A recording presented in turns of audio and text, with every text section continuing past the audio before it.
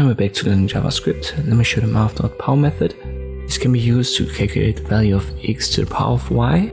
So when we, for example, have 3 to the power of 3, this would be 3 times 3 times 3, so 27. Let me print that out using document.write. I'll write 3 times 3 times 3.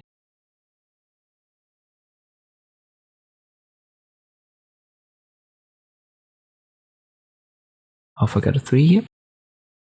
And this gives us 27. But what if you have 3 to the power of, let's say, 117? You don't want to write all that. You can simply use Math.pow. And the first value is the base. And the second value is the y, the to the power of.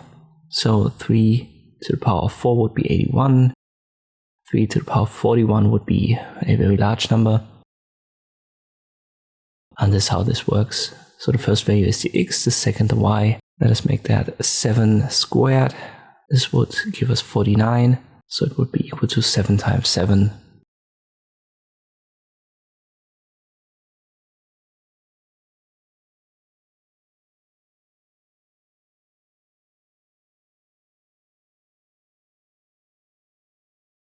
And there you go.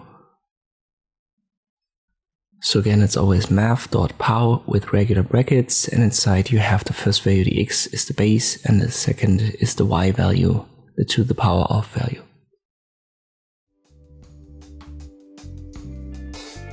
Hope this video was helpful, thank you for watching, and I'll see you next time.